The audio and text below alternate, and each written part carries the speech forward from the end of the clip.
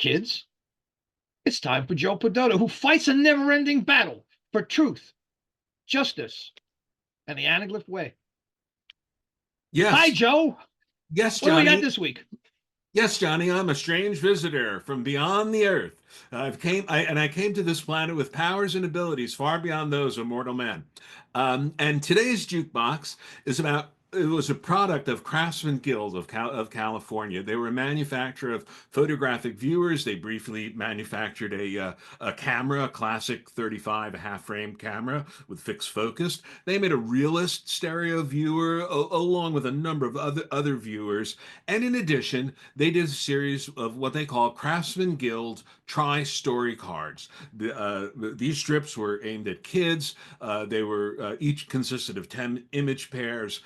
They were printed on a heavy gauge paper. One thing that's interesting about these is that we don't often know, we don't often learn who has actually drawn the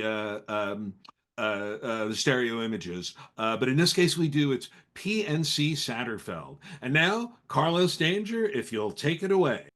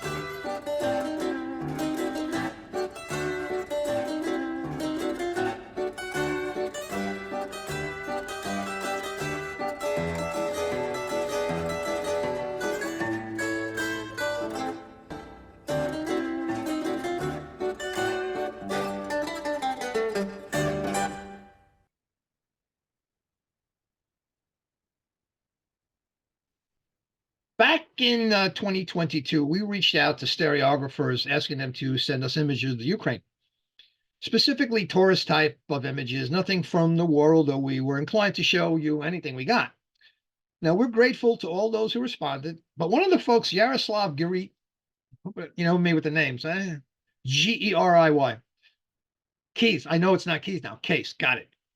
I'm working on the last name, but we'll be showing your stuff soon. But thank you for showing up and accept my apologies for the name. I'll say the same thing now. So Geriy. Anyway, recently provided us with a 4-minute video we're showing today. He's currently in Kiev.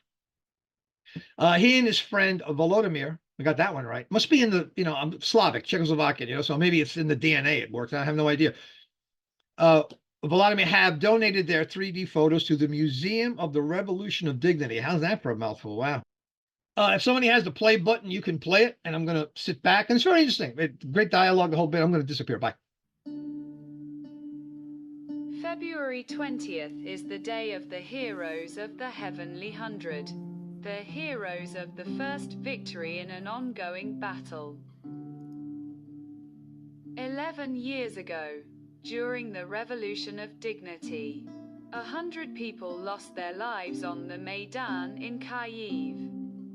Now, especially after 3 years of full-scale war, that number has grown to hundreds of thousands.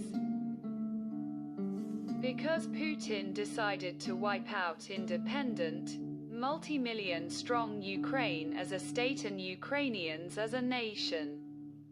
And he is doing this in the 21st century, before the eyes of all humanity.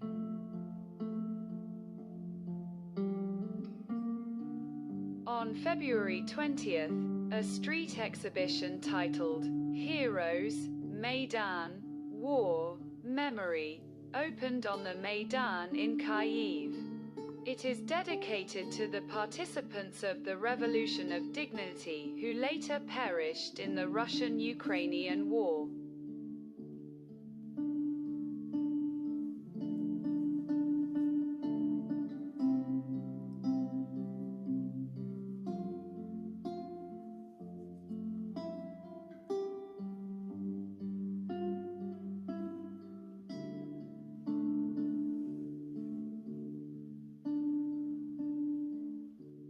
Also, there are countless defenders and civilians who have disappeared without a trace. Their families live in torment, uncertain of their loved ones' fate, clinging to hope for their return while demanding that the state do everything possible to find those who are missing.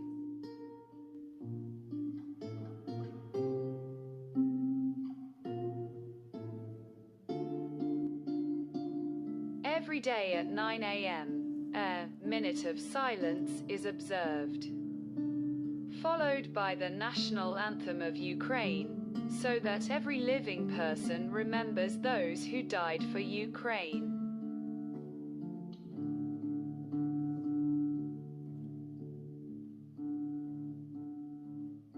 Near Independence Square, a symbolic cemetery has been created, where the relatives and friends of the fallen plant flags lay flowers and light candles. Each flag bears the name of a fallen defender.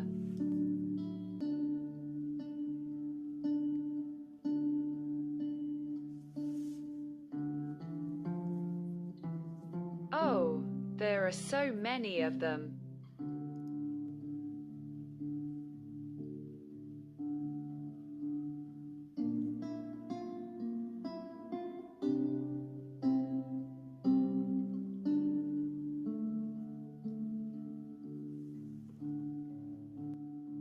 Let us do everything in our power to ensure that their sacrifices were not in vain.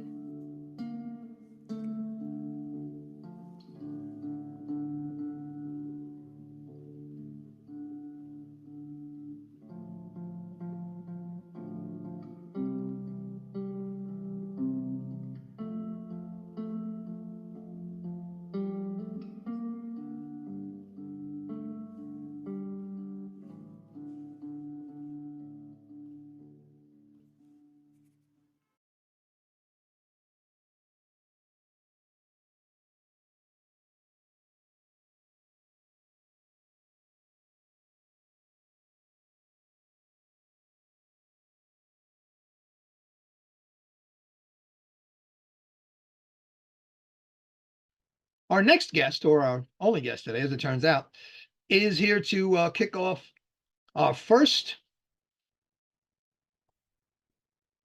walk through the looking glass, which is really cool. We've been friendly with those folks for a long time. And as you know already, if you watch the show, Sean, we've done a podcast with him. We've had him on. He was a welcome guest anytime we had our in-person meetings at down Lower Manhattan. He and his crew are fantastic. Wherever we've met, they would come in and they would show us the newest things and ask our opinions. And so they're really 3D people. They're in, and I like them even more if they're in Brooklyn. Actually, if they were in Manhattan, I like them better. But I was born and raised in Manhattan, so there's this little thing with Brooklyn. But nonetheless, we still love Brooklyn. Kind of. Anyway, so we're going to welcome Arturo. Here it comes, Arturo. Arturo Geriy. That's it for the day. Community manager for Looking Glass Factory. Hey, Arturo, are you around there somewhere? Hopefully we still got you. I'm here. Yes. Oh, Thanks thank so you, man. much. That was you nailed it. Crushed the the rolling R's here. But I appreciate it, and thanks so much for having me on. Yeah, fantastic. I would, yeah, listen, I'm, we love, I have on my desk, I still have the original sitting to my left. There'll be like a gaggle of wires if I pull it out, but nonetheless, it's, I think of them all the time, and I always great. You guys are incredible. How you've advanced and what you've done and the chances you take and the entrepreneurship that made this all work. And I got to say this to the audience one more time, those who don't know, they'll do like a Kickstarter for they did Kickstarters like 50,000, right?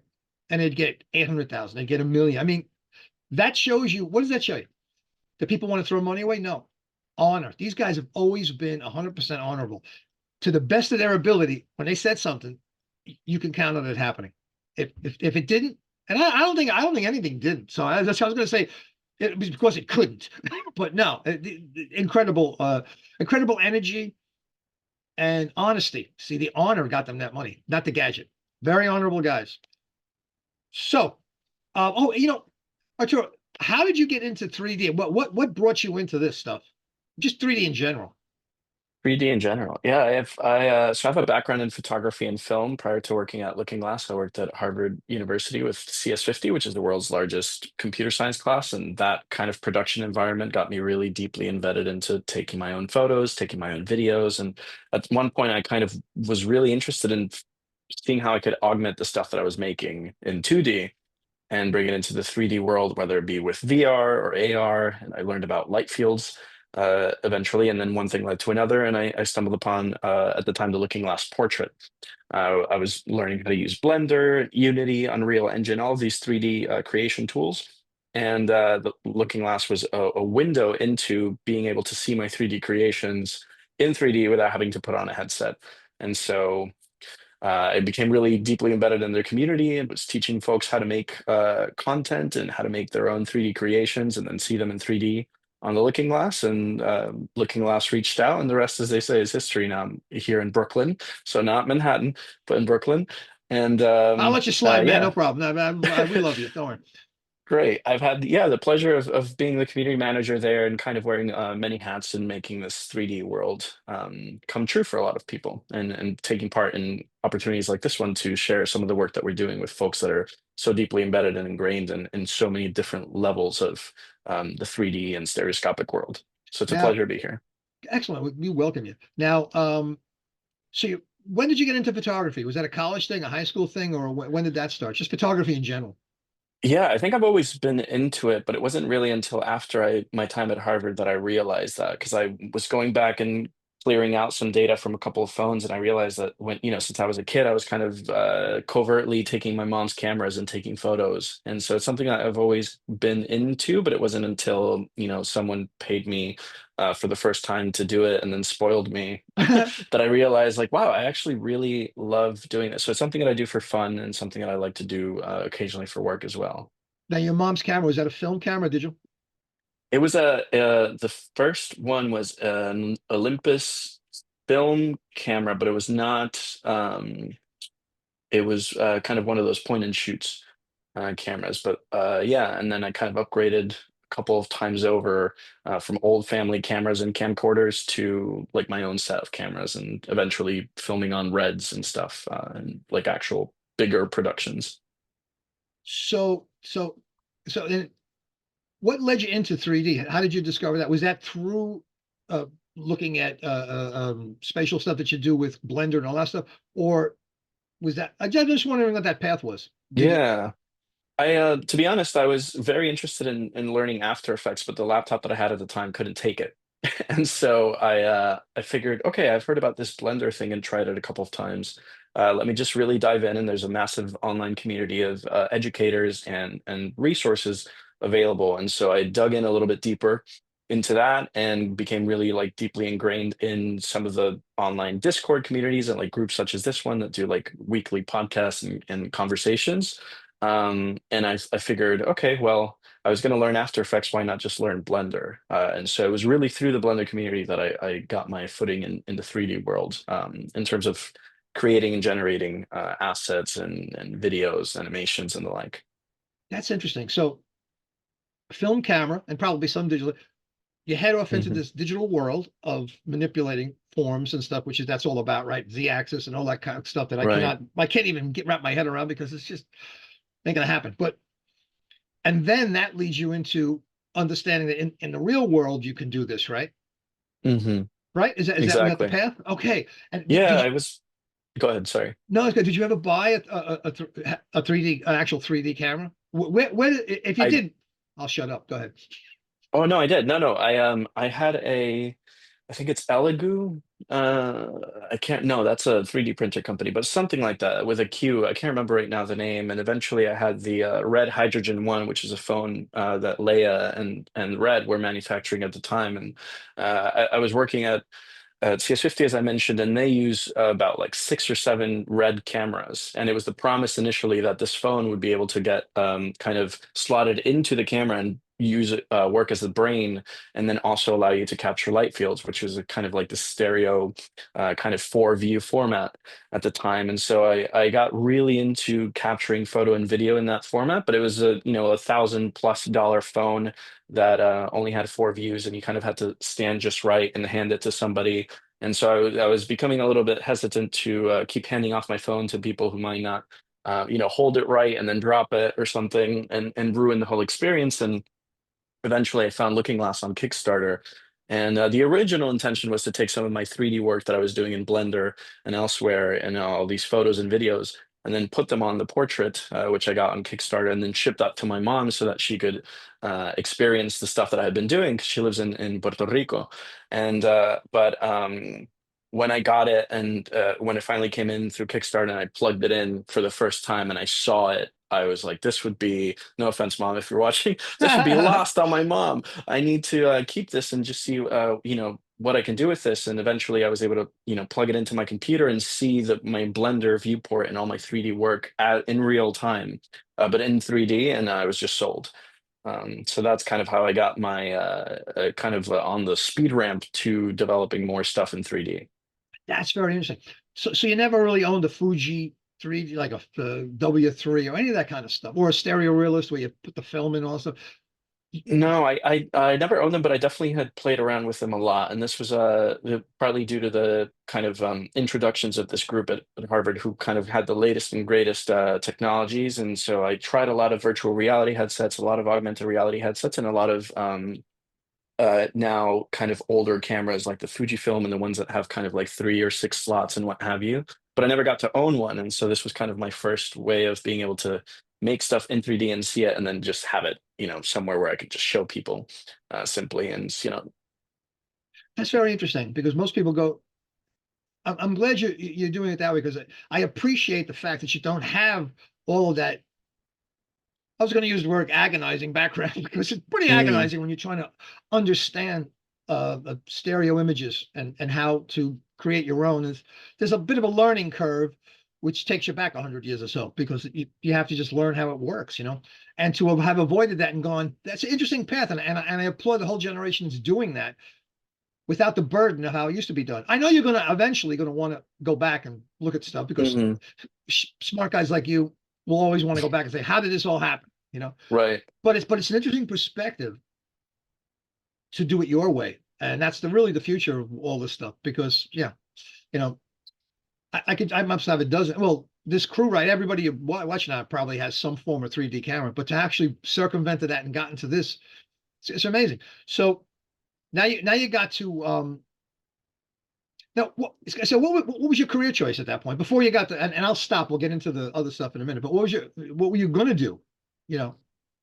Yeah, that is a good question. I don't know if I if I really had any um kind of specific goals there. I know that I was deeply like interested in continuing to develop my skills as a photographer and a filmmaker, but I really wanted to, as I mentioned, augment the work that I was doing and kind of take it to the next level. And so that to me didn't mean filming stuff in 8K or 16K or all of these Ks. It meant kind of pushing the image forward. And so I started developing, workflows for putting stuff into virtual reality headsets, as I mentioned. And I think I wanted to continue storytelling, but I didn't necessarily have a specific career in mind. My paths have always been a little bit non-linear and haphazard, but they always kind of come around. And something I learned maybe 6, 7 years ago that I thought would not be very useful, but was interesting at the time, ends up being like crucial to some part of to something that I'm doing in the now. And so I knew that what I was very deeply interested at the time that I started having these conversations with Looking Glass about what it would look like for me to join the team was to help. And this is something that I was doing on my own through my YouTube channel before joining the team as well, was to help teach people how to do this. And so I went from kind of learning how to make stuff in Blender and getting comfortable enough with it to teach it, because I find that that's one of the best ways to kind of cement your knowledge in something, is to guide somebody through that process. And so in doing so, I discovered that I really have a passion for this sort of thing, like sharing what I'm learning with folks, and how they can also do the same thing that I'm doing. And so what better way to do that than to manage a community of like tens of thousands of people that are just as passionate as I am, or even more so, about 3D, and bringing things into a format that more than one person can enjoy at a time. Because while VR and augmented reality have their own kind of time and place, and I definitely don't knock them. I think that they're all great advancements. For me, it's more of a one-to-many relationship when you don't have to kind of separate yourself from the world in order to experience something, which is part of the beauty too of the stuff that the show that we just saw from the folks in Ukraine. Like, everyone can kind of pop on their anaglyph glasses, but we're all still kind of here sharing the similar experience, but from our own different individual perspectives. Wow, that was a good answer, man. um, Now, and the last thing on school, I promise we're going to get into so what did you actually study in Harvard? Fancy fellow that you are. I actually did. So I'm from Venezuela. I was born and raised in Venezuela. I moved to Miami, Florida when I was about 9 years old with my family, and I went to community college there. And I studied. I didn't know what I wanted to study, so I ended up having to kind of teach myself online. And I was learning computer science online. Found this Harvard class. Very, very long story short, got to meet the team from the university, got on well with them, and wanted to learn how they do the production of their course at Harvard. And so I was invited to go see them. And then upon returning from that experience of like working really closely with the team for about a week, they called me and said, "Hey, we really like the stuff that you're doing." I was at the time doing a lot of YouTube. This was maybe I was about like 19 or 20 years old at the time, and doing a lot of stuff on YouTube to get other students at my community college excited about taking this online class. And then they reached out and said, "Do you want to come, help film those lectures and like learn how we do stuff here?" So I didn't actually attend the university. I was working there. I just kind of sped through the actual attendance. But as virtue of being an employee there, I did get to take some courses, which were in visual philosophy and filmmaking as well. And so I did take a couple of courses in that, which were great, but I didn't actually get to attend fully.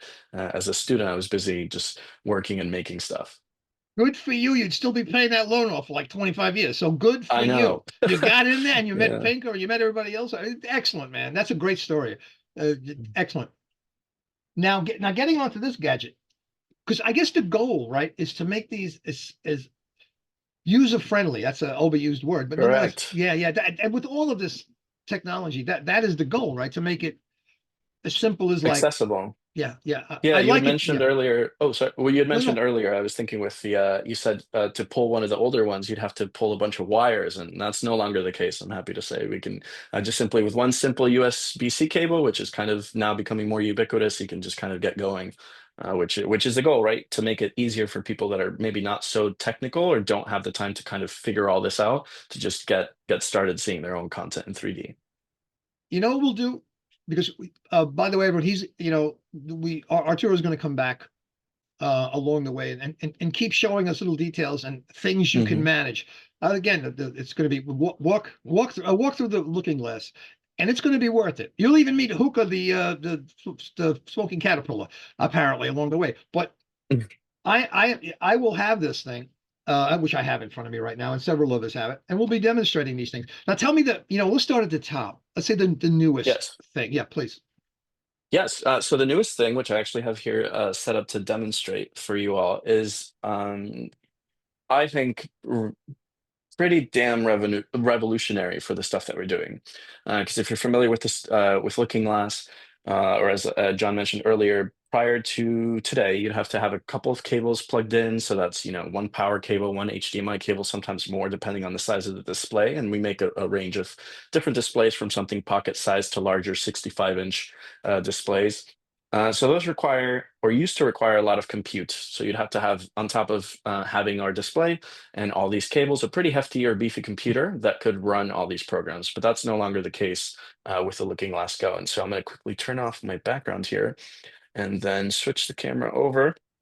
And it'll appear out of focus probably just because this camera is not wanting to focus properly. But what we're seeing here is this is my iPhone, and it's not a really fancy iPhone. With iPhones like 15 and plus, you can do this. And we're running a holographic application here on the Looking Glass Go, and this is just one cable connection here. So if you are familiar with developing applications, or if you know how to download an application from the App Store, you can get started doing things that are interactive. And so we'll see here that I'm moving. Oh, there we go. I'm moving this 3D model. I can also go ahead and change the lighting. And so, to really sell the effect, and then I'll just move it here so you can see that we can see multiple different views without having to do any sort of eye tracking or any movie magic. This is just a passive experience that is now made interactive by having just a phone that can connect to that. And we can go ahead and choose different models like this one here. And the idea here is not, this is not a complete application by any means, but we are releasing on a weekly cadence a suite of applications that demonstrate all the different use cases for our displays. This is one of the questions that we get a lot is, who is using this? And the real answer to that, at least it's my opinion, is that anybody who wants to show something in 3D is a big fan of our displays, because as you're noticing here just from this feed, you don't need fancy equipment anymore to make something 3D. So walk me through that. That's great. So yeah, now with those those from Blender, those things you showed. So how do you Yeah, get this that is image? Yeah, you understand what I'm saying, great. right? Yeah, no, this is I a don't, good but you question. do. This is so we have a Unity plugin. Unity is a 3D and creation and game engine. A lot of folks use it to make either games or make applications for the iPhone. And so now we have a pipeline where you can create stuff in Unity as you would for our displays previously, but now you can also export that as an application and ship that to an iPhone. And so the workflow at the moment is create something in Unity with our specific plugin, which is a hologram camera, and then export as you would if you were making an application. And you run through the whole process of if you want to get it eventually on the App Store, although some of these are not on the App Store, you can run through the process of exporting that, uploading it to Apple, and then kind of dealing with their process for uploading apps to the App Store. And then you have an application. And one of the things that I'm excited about on this front and working on this end, I will show this just to show what a not complete application looks like, Please. but it's something I'm proud of because I'm working on it myself. Is I'm not really strong in Unity, but I wanted to go ahead and see what it would look like to learn how the folks on my team are actually doing this. So I went ahead and started building. This will be hard to see until this camera No, it's cool, man. So don't worry about focuses, it. but it You're fine. started Keep going. building Yeah, a Flappy Bird game. So this is my own introduction to working in Unity. The frame rate is not ideal, but you get the idea. Is building a Flappy Bird game, and so with that, the hopes is that I will, or the idea is that I will make a tutorial series for people who are interested in learning how to build their own applications, whether that's a game or an application like the one that we just saw, to make it easier for people to access this newfound power of just developing applications. This is something I have some programming experience through my work at Harvard and the course that I took, but I don't have any game development experience, just making stuff in 3D. And so I'm, again, a firm believer of, if I can do this, and I can articulate how I'm doing it, then other people can do it too. And so this is kind of the next step in the evolution of the things that we're doing, because we've discovered that you can not just power, the Go, which is our smallest display at the moment, but our larger displays like the 16-inch display and others too. And so it's really opened up the realm of possibilities to drive applications with an iPad or an iPhone, which are more That's what I was ubiquitous going to ask. and easier to like carry to an event and deploy than, say, a $5,000 beefy computer rig as a means of deployment. So this has been like largely, I think, making strides for the stuff that we're doing, because it's really made it accessible for folks to deploy our systems or to like build their own things elsewhere. At what version of iPad will this Yeah, work good with? question. So we have tested internally iPhones 15 Pro onwards to work well. So those are the ones that have USB-C connection and a specific chip that I won't pretend to remember at the moment. And then the iPads, I believe the ones that have the M1 chip onwards. So there's a 2018 or 2019 model onwards have been proven to work. So, as long as it's kind of not from yesteryear and has a USB-C connection, it should be able to work. Now, the performance may vary depending on the model that you have, but it's still, something that was not available or possible to do maybe a year and a half ago. Now, I don't want you to dig into too much, because I want these people coming back every other week. You know what I mean? So, So keep a couple of things in your pocket. The so that's exciting. I see what you're saying there. But how can I get a picture? Is there a way for me to easily get a stereo picture or a single picture and have it converted and popped into that thing without having too much thinking associated with that? Yes, we have an iPhone application and an online service that makes it easy for you to upload an image, whether that's a single image. Stereo is not yet supported, but we can dig into that at some other point. But yeah, you can upload a single image, and then in the background, we process that image, generate a depth map from it, from which you can then tune the picture to your liking, so you can actually adjust the focus and the depth and all of that. But just all from a single iPhone app, and then you can create playlists and send them directly to the device. Oh, well, gotcha. Now, how do you? Oh, you send them to the device, obviously, through the UBC. Yeah. Well, actually, wirelessly. So the device has a Wi-Fi and Oh, Bluetooth capability. So once you do the first connection to the computer or to the Wi-Fi network to update the firmware, then you don't have to connect again if you don't want to. You can just do it all wirelessly. and how much it has memory, right? So it can store It some of those pictures. does. Yeah, yeah. I'll put it this way because I don't remember the exact gigabytes, but if you fill up your storage, I would be surprised. Gotcha. Very fascinating. Yeah. And I can actually throw here just for exclusive to the folks at NYSA, a special discount code that you can use if you're curious about this, and you want to get your own or just check out our website. Just go through that link, and you would access that. It'll be available through the weekend, and as John mentioned, we'll be back with more news as we keep doing these kind of drip announcements. So I'll try to keep it all reeled in, so you have more reason to come and tune in. Very generous. We thank you very much for that. Look, I don't want to pick your brain. I would rather pick your brain every other week, because I think that really it serves everybody's purpose better, because we can drill into one thing at a time. This is I appreciate you taking your time, and So happy to be here. oh man, it really, like I said, we support them. Again, I've got one of everything laying around here. I don't always have the time to use it. That's why this is even better for me, because what I'll do is, as you show me these things, I'll actually do them again live. If you're just sending me videos, that's fine. I'll just show people what I did and how I got it to work. And I think if a dumb guy like me can make it work, man, that's the story. You know, that's enough.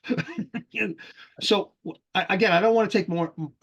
I think I've got enough from you, and I'm going to open the after party. And listen, you after party people, don't ask him too many questions. We want along the way. We want to come back and explain stuff. I think it's better for everybody. Not only kid. Ask as many questions as you want. Pick Mr. Rial's brain if you'd like. Hey, I did two. twice. I know Case is out there somewhere. Wait, oh, I Case, close to bar, close to bar. I hope I got it right, Case. And we'll be showing you a video along the way. So you know what? We're going to go into the after party. Do we have the credits queued up? If it just will. Oh yeah, we're credit. If you want me to wait a moment, I can think of something else to say. So, oh, here we go. Hold them. Pause. Good, because I'll do the official go. And plus, I wanted to show something. Man, thank you. Thank you very much for taking that time out. And again, you'll be. I'm sure there's going to be a lot of questions. So I want to give Jim and you guys enough time, because I know you can talk it to Unity, you can talk that language, and I have no clue about that. But what I forgot to do,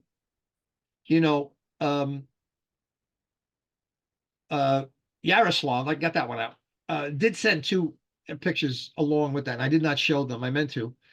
I forgot to write that down, but I'm going to show to you now. Then we'll head into the after party. So give me one moment while I put these pictures up. Hold on, because he didn't tell. Oh, this is the monitor. It took me a minute to figure this out. This is the first time this is obviously the monitor that they put up, right, in that museum. And the second one, I would guess that's Yaroslav. He did not give me a note, and his lovely wife and stuff. And yeah, we can see that's obviously a 3D screen. Hey, is it 3D with the goggles on? I don't know. No, it doesn't work that way.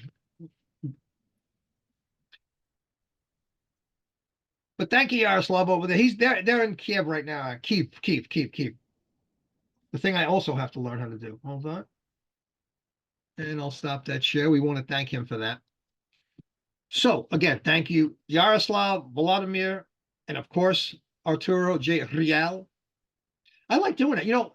Actually, I was in Venezuela. I'm sure you know about Canaima, right? I do. Yeah. I was there with the movie Arachnophobia. I got a screen credit. I supplied satellite phones. The first time a satellite phone was ever used for a movie set. That was Oh wow.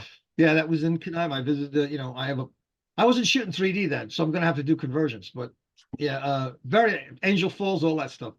Mm-hmm. So anyway, that's another conversation, isn't it? Thank you, Arturo, for tolerating me including through the week of emails and you see how I get nervous, man. There's a lot of shit. There's a lot of parting expressions, a lot of bowling balls getting juggled here. You know what I mean? So thank you. I'm along for the ride. Thanks for having me. Yeah, again. man. You absolutely, man. Now you're going to juggle bowling balls. You'll see what it's like. It's a lot of fun, actually. Until one falls on your toe, that's when it gets to be a problem. But thank you, Arturo. Thank you, Yaroslav. Thank you, Vladimir. And thanks to our amazing crew for making this all possible. Stereo Doro, Jace Kuznets, Jim Hart, Joe Pedotto, Paul Hutchins, Herb Weiner. And thank you for stopping by to see what you've been missing in 3D. Now,